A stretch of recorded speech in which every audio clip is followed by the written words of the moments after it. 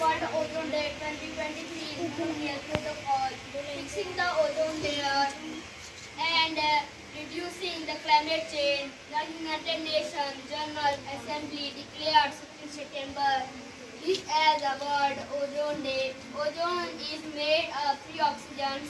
It exists in stratosphere. It protects us from sun ultraviolet rays, which can fatal to living organisms. Thank you.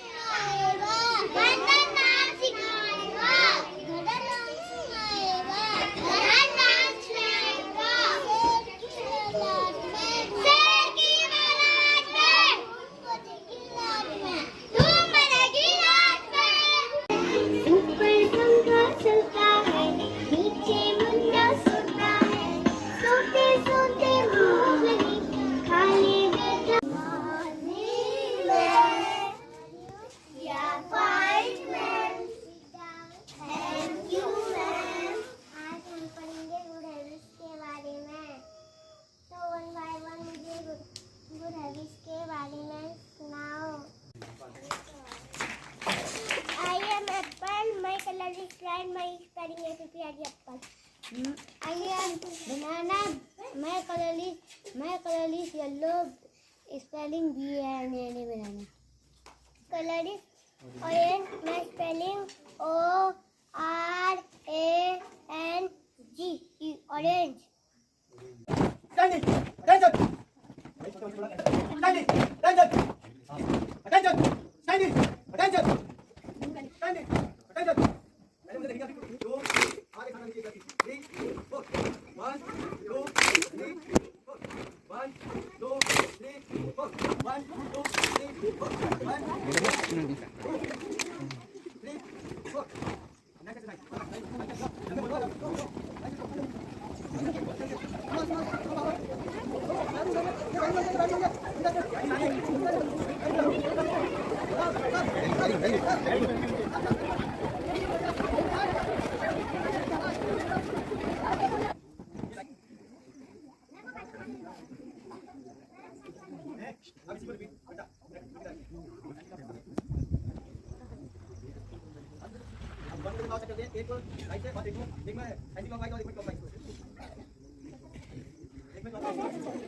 Now stop. Okay, people is going to get the slow. Yes, slow. Knees bend your chair. Knees bend the other way. Nobody bend your knees. Yes, slow. Come down. Hold on. Adnik. Hold on.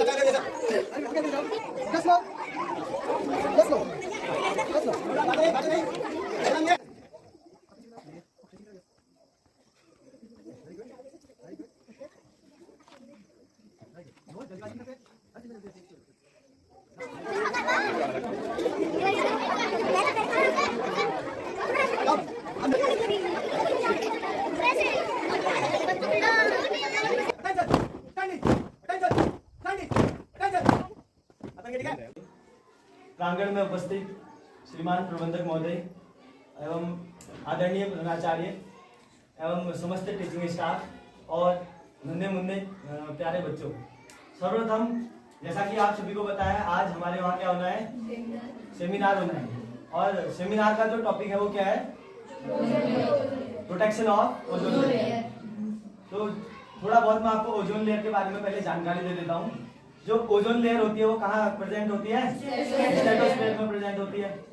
और कौन सी gas से बनी होती है, ozone gas, जिसका formula होता है O3। तो आप लोगों को आज जो सेमिनार है इसको थोड़ा ध्यान से सुनना है और लास्ट में हम क्या करेंगे, इस पे एक क्विज करेंगे, ठीक है। आप लोग को पूरा सेमिनार बिल्कुल बहुत ध्यान से सुनना है और एक एक चीज जो भी आपको बताई जाएगी उसको आपको नोट करना है या तो याद रखना है, ठीक है। तो थोड़ा सा मैं आज आपको पहले मैंने रूपरेखा बतानी थी तो मैंने रूपरेखा बता दी। इसके बाद सर्वप्रथम मैं चाहूंगा कि आदरणीय नरेंद्र जम्याल जी, हमारे प्रधानाचार्य जी, आपको कुछ बातें बताएंगे। तो मैं मंच पर बुलाना चाहूंगा आदरणीय नरेंद्र जम्याल जी।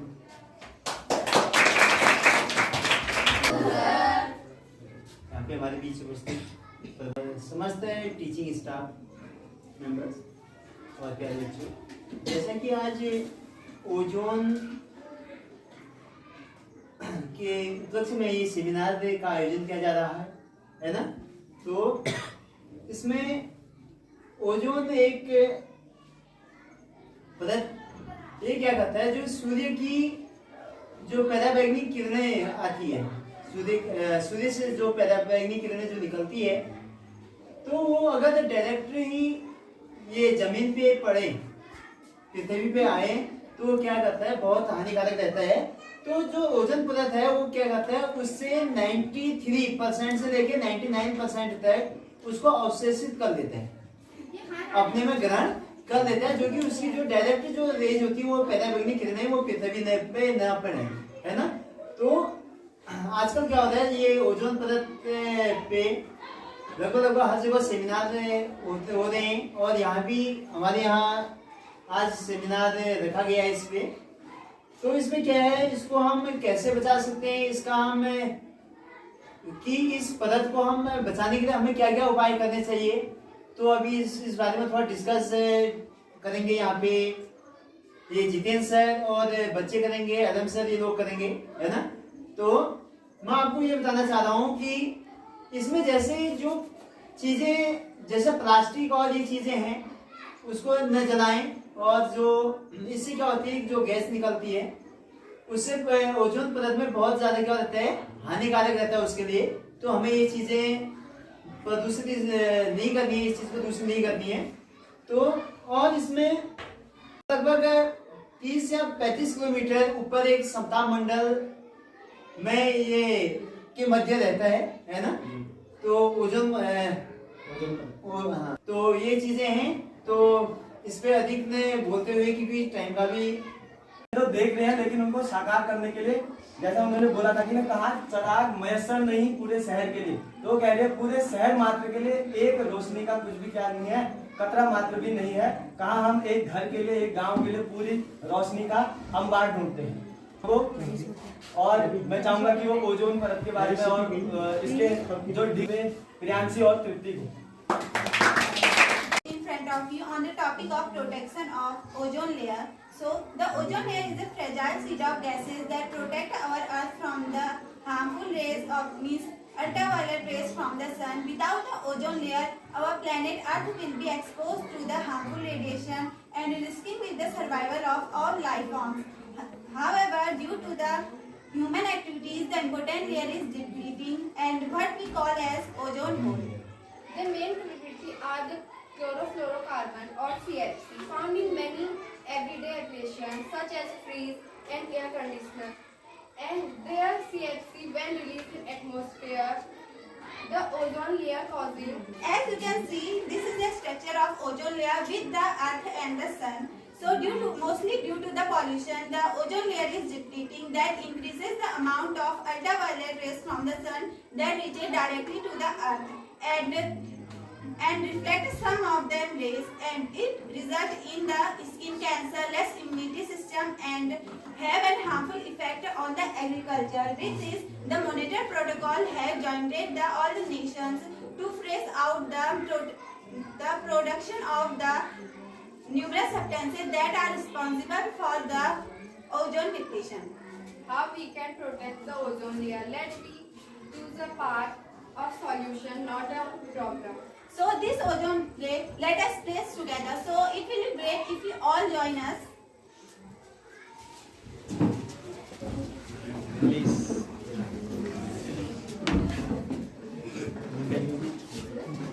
So please take your place position. So we should be more mindful. Of our actions. And their impact. On our environment. For the sake of our planet. And future generation. On your hands. Thank you. हो रहा था तो इसके लिए 186 countries ने क्या किया 1987 में एक मॉन्ट्रियल संधि क्या की थी उस पे साइन किए थे। उस पे ये लिखा हुआ था कि हम लोग क्या करेंगे, हमारी कंट्री जो CFC होती है, CFC का फुल फॉर्म होता है क्लोरोफ्लोरोकार्बन।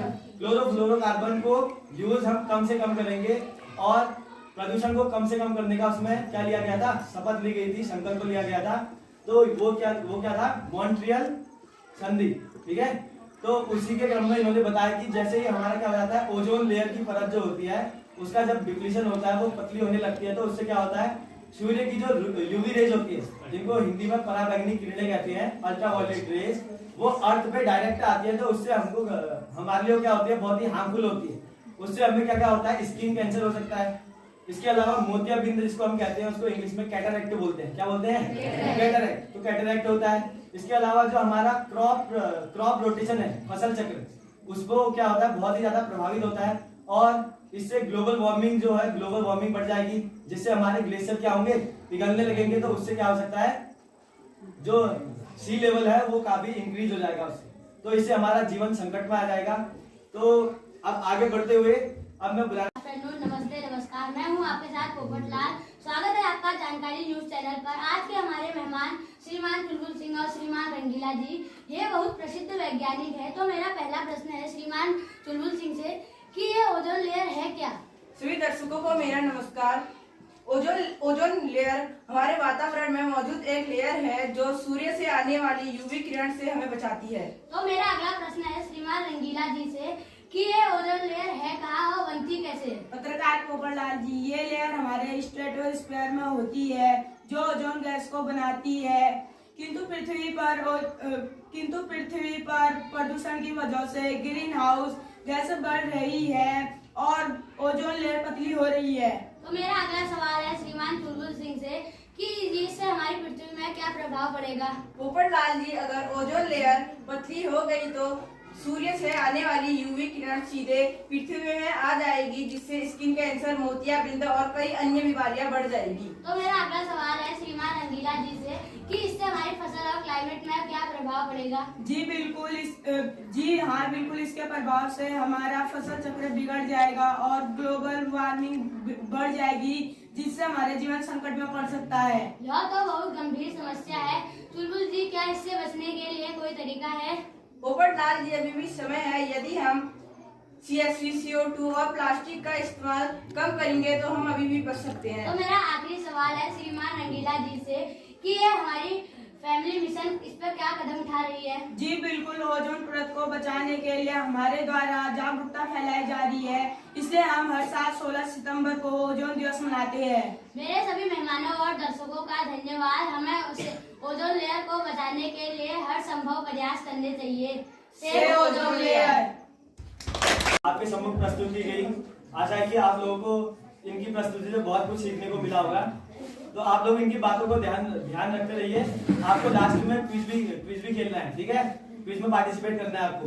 तो ये ज्यादा देर न करते हुए अब मैं मंच पे बुलाना चाहूंगा Priyanshu Chamliyal. Of oxygen that will make ozone which is in the stratosphere. एक बार इनके उत्साहवर्धन के लिए जोरदार तालियां। जैसा कि इन्होंने आपको बताया, ओजोन जो गैस होती है, ओजोन जो लेयर होती है वो किससे बनती है? ओजोन गैस से बनती है। तो ओजोन गैस में कितने मॉलिक्यूल होते हैं ऑक्सीजन के? 3। उसका फॉर्मूला होता है O3। क्या होता है इसका फॉर्मूला? O3। ठीक है, तो इन बातों को आप ध्यान में भी रखते रहिए। लास्ट में आपको क्विज में पार्टिसिपेट करना है। और अब मेरा अगला कॉल अब रहेगा बबीता और निशा पाली से कि वो आपके सम्मुख एक दानी सूरज की घातक पराबैंगनी से बचाती यह जीवनदानी। अब तक शीतलता थी तन में और हमारे जीवन में, परंतु बेचैनी महसूस करती तपीस भरी जिंदगानी। अब समझ आई अपनी मनमानी। शीत भंडारों मोटर यानों ने आज विषैला धुआं किया। इसी राक्षस ने धीरे धीरे ओजोन परत पर छेद किया। 9 मील की दूरी से शीश उठाकर हाथ जोड़कर गाए एक सुर एक वाणी, ओजोन परत रही सलामत, आप नहीं करेंगे नादानी।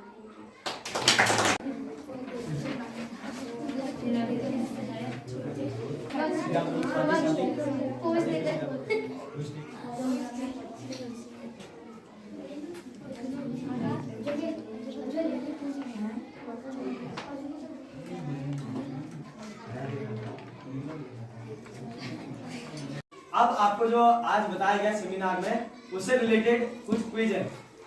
तो इस क्विज को कैसे कराना चाहिए क्लास वाली रहेगा। Full form of CFC and CO2 and HCFC। Full form of CFC, HCFC and CO2।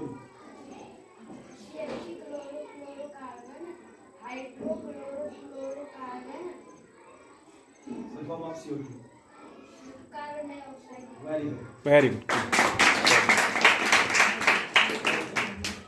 Next question है मेरा, in which date we celebrate ozone day? In which date we celebrate ozone day?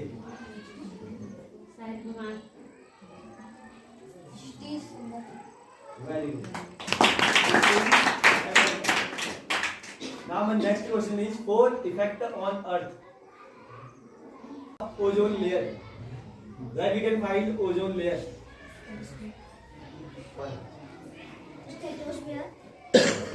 Very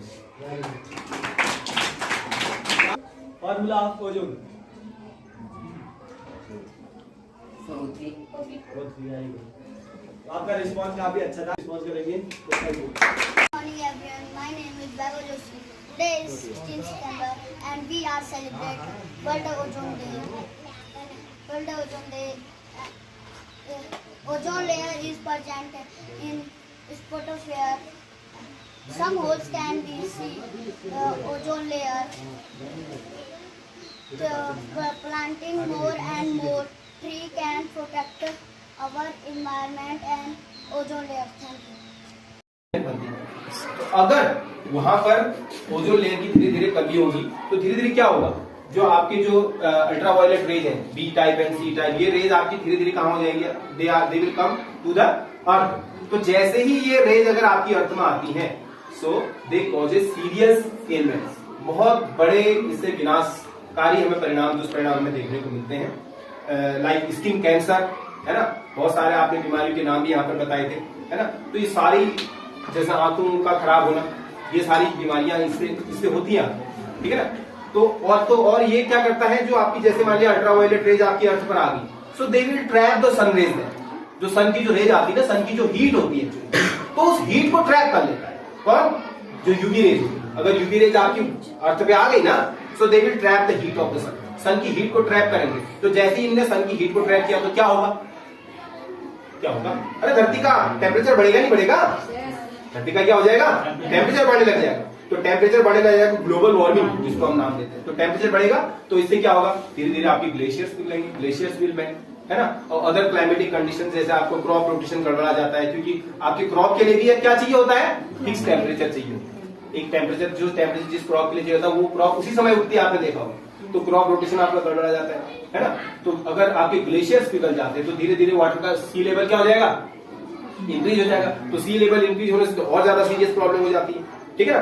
तो ये सारी इसके हमें क्या है, इसके साइड इफेक्ट्स हमें देखने को मिलते हैं। तो कोशिश हमें यही करनी है कि हमें भी अपनी ओर से हम ये जागरूक हम बन सकते हैं। देखो एज ए स्टूडेंट जागरूक होना सबसे पहले बहुत जरूरी है। ओजोन क्या है, क्यों बनती है, क्या इसका मतलब क्यों हम इसको बचाने की प्रयास कर रहे हैं, क्यों हम ये कह रहे हैं कि ओजोन लेयर को प्रोटेक्ट वहां पर करना चाहिए, मतलब कुछ ऐसे उपाय हमें करने चाहिए। तो इसके लिए जागरूकता फैलानी आती है। तो as a student what you can do, आप जागरूकता फैला सकते हैं और जागरूक होकर जागरूकता आप लोग फैला सकते हैं।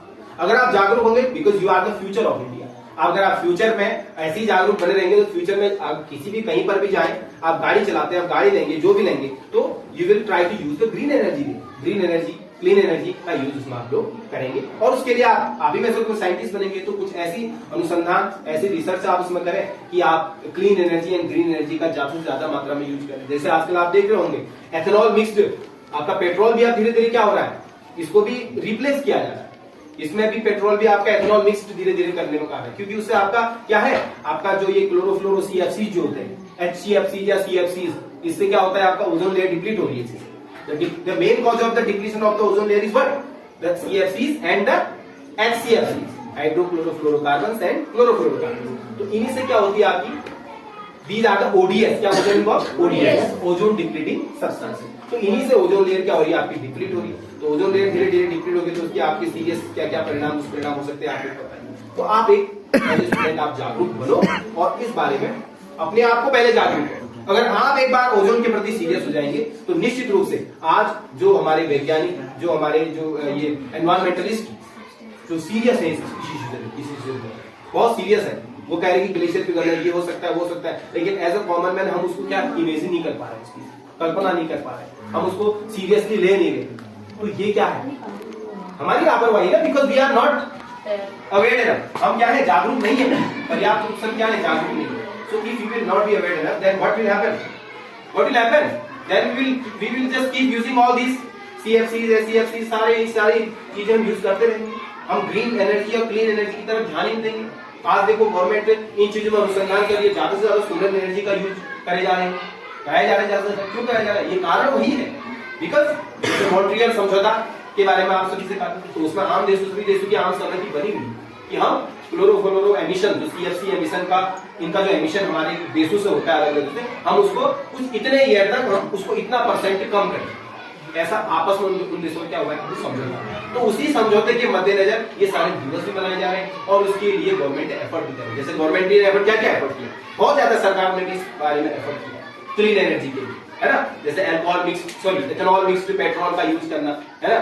जैसे आप धीरे धीरे आने वाले 10-20 साल बाद जो डीजल की गाड़ियां एकदम से क्या हो जाएंगी, धीरे धीरे आपकी बंद हो जाएंगी, क्योंकि दे आर जस्ट मतलब ज्यादा से ज्यादा एमिशन कर रही है, they are emitting more and more CFCs and all this. तो ज्यादा से ज्यादा पॉल्यूटेंट है ये एमिट कर रहे हैं। तो इससे क्या हो जा रहा है, हमारे वातावरण को मतलब प्रदूषित हो रहा है। Yes sir. तो ये सारी चीजें आप लोग जब अवेयर रहेंगे तब जाके आप लोग औरों को अवेयर कर पाएंगे, है ना। आप अगर नीरस, हम लोग अगर नीरस बैठ जाएंगे और इस बारे में अवॉइड ही नहीं रहेंगे तो हमारा एज ए स्टूडेंट यही योगदान बन सकता है देश के लिए कि हम क्या हो, इतने जागरूक बने हर इश्यू के प्रति, इतने चाहे whether it is in politics और whether it is in related to the environment, whether it is related to some other field, तो इतने जागरूक उस फील्ड में बने। इसीलिए तो आपको सारी चीजें पढ़ने के लिए कही जाती है, पढ़ाने के लिए पढ़ाई इसीलिए जाती है ताकि आप लोग जागरूक बने, जाने उन चीजों, हर चीज को बारे में जाने। जितना आप जागरूक बनेंगे, जितना उन चीजों के बारे में आप जानेंगे, उतना ही आप लोग क्या होंगे, आने वाली जनरेशन को क्या करेंगे, अवेयर कर पाएंगे। और जितना आप लोग अवेयर रहेंगे उतना ही फ्यूचर में आप लोगों में से कोई बड़े पद पर जाएंगे, बड़े ओहदे में जाएंगे, साइंटिस्ट बनेंगे, एक्सेट्रा जो भी बनेंगे, तो आप उस चीज को बहुत सीरियसली से क्या करेंगे। ठीक है, तो मेरी आप सभी से गुजारिश है, तो आप हर इश्यू जो भी आप सेमिनार आपका कंडक्ट करवाया आज, ठीक है, आज बहुत बढ़िया तरीके से आपने करवाया। ऐसा लगा कि आप लोग सीरियसली है ना, ये कोई एक मजाक का विषय नहीं है कि हम लोग आ रहे हैं यहाँ पर स्पीच दे रहे हैं, है ना, ये यहाँ पर मजाक कर रहे हैं, हंसी मजाक का इशू नहीं है। That is a very serious issue. अगर पराबैंगनी किरणें यूवी जगह धरती पर आ जाती है तो कितना शरीर को नुकसान पहुंचा सकती है, कितनी बीमारियां ये कॉज कर सकती है। क्रॉप रोटेशन आपको बता देगी बदलाव कर सकती है ना। वाटर लेवल, सी का वाटर लेवल अब होना ये क्या है, अगर समझो सी में कौन सा वाटर है आपका, is it can you drink that water, fresh water नहीं है। तो ग्लेशियर का पानी सारा समुद्र में गया, सारा समुद्र में गया तो क्या होगा, आप उसका कुछ यूज कर पा रहे हैं, कुछ use we are using only the fresh water. At least around the 1% water आपका फ्रेश वाटर है, उसको सेव करना है। 1% water on the earth is the fresh water. उसमें भी बहुत कम हिस्सा आपके जल स्रोतों इनसे निकलता है, इसीलिए तो वाटर को बचाने का प्रयास किया था। अब आप लोगों को वाटर तो बहुत सारा है, आप जब you can not drink that, ठीक है ना। तो इसीलिए सब चीजों को बचाने का प्रयास नहीं किया जा रहा है। तो